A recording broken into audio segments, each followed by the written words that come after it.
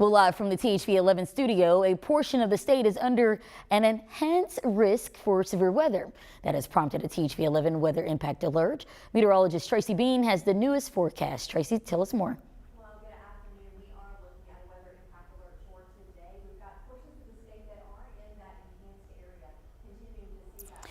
I think we're having some troubles with Tracy's mic, and we're gonna come right back to her here soon. Now we begin with the newest details on a morning shooting. We begin with the newest details on that morning shooting not far from Cabot Eastside Elementary. Parents were notified of the incident through district-wide communication.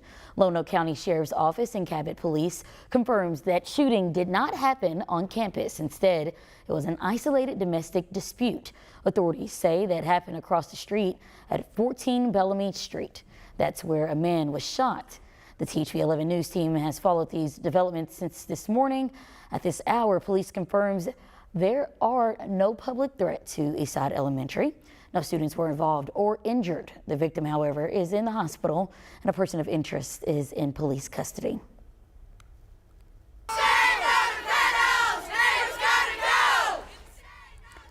We have continued coverage regarding a contentious Hot Springs School Board meeting.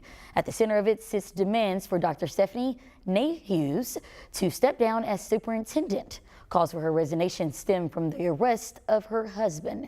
He was taken into custody on account of violating parole. His violations related to a 2016 charge after he was caught with explicit child content.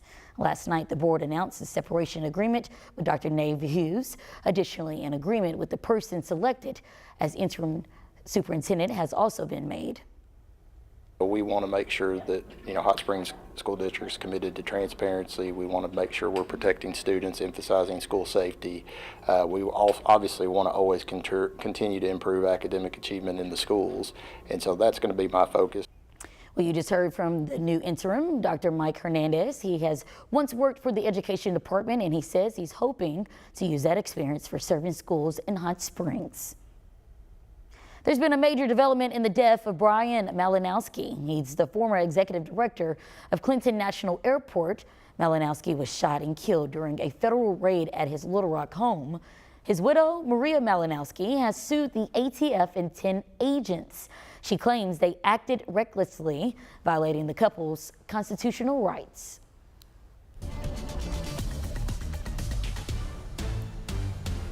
All right, now we're all set. I have issued a weather impact alert for today. We do have some areas of enhanced risk across the state, and we're going to continue to see that severe weather risk into Saturday as well. Now, today we are expecting that weather impact alert to see strong, severe storms. All modes of severe weather are possible. Making sure you have a plan and multiple ways to receive information, charge all the devices and that sort of thing.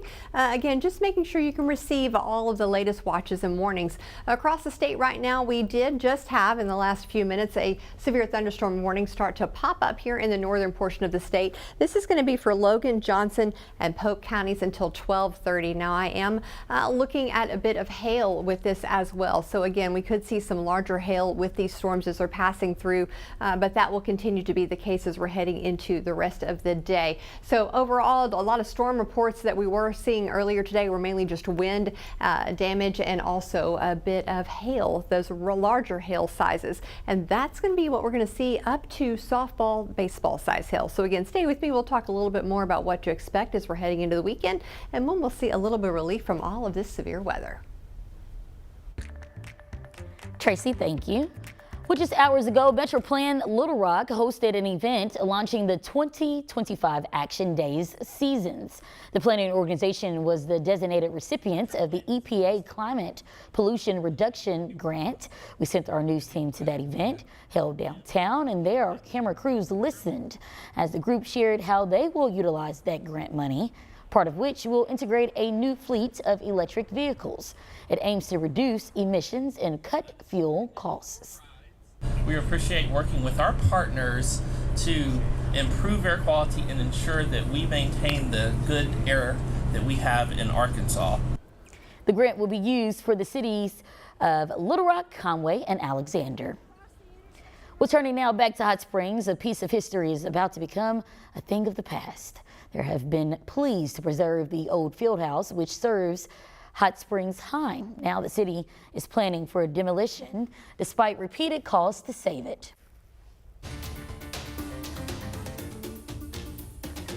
A consumer alert this Friday, Walmart will begin raising prices on thousands of products. The retail mega giant says it's due to recent tariffs. The CEO says the price hikes are inevitable. When you're shopping, you'll notice higher costs, especially with toys and electronics. Those items have an import tax of 30%. President Trump has implemented a 90-day pause on tariffs. That, however, has posed another challenge. Where it can get more challenging is we make decisions related to things like Halloween and Christmas farther out.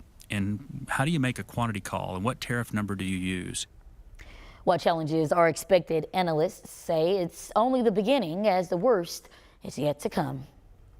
They didn't spell out too many specific items at this stage, but they did say that we're going to see more markups than normal during the second quarter. And it then begs the question, like, what are we going to see throughout the rest of this year? One positive, Walmart CEO says they are prepared to absorb the costs in certain areas like food.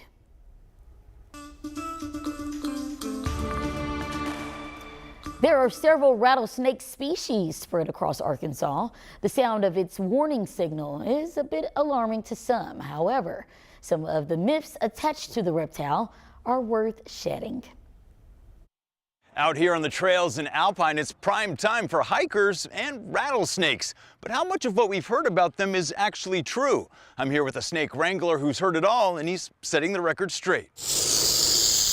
Meet Tom Minga, a rattlesnake specialist who's handled these reptiles for over 6 decades. He says this is the biggest misconception. That they'll chase you down, go after you. It's totally untrue. You're as big as a telephone pole to them. Turns out rattlesnakes are not out to get you. They're actually scared of you and would rather slither away. Leave it alone. Don't mess with it. A lot of people get bit messing with them. Myth: rattlesnakes only come out during the day. Fact: they're active at night too, especially on warm evenings. They definitely are out at night. Once it gets 75 degrees, they operate at night. They're well equipped to do so. Another myth: that rattlesnakes can bite you and you won't know it. But the fact is you will, because they are very painful. It's also been said that baby rattlesnakes are more dangerous. Not true, according to Minga, though they can still bite. No way. I'd rather get bit by one with a little tiny head like that than one with a big old head. And while the rattle is their trademark warning, don't count on it, especially from the younger ones. You can't hear the baby rattle. They're born with one segment. Every time they shed their skin, they grow another one. And until they get at least 2 or 3, you can't hear them. Hikers I talk to say a little awareness goes a long way. It's an amazing encounter when you see them and stay far enough away to let them do their thing and then just kind of keep moving. Tom says stay on trails, keep your dog leashed, and always watch where you step. If you respect their space, they'll usually return the favor.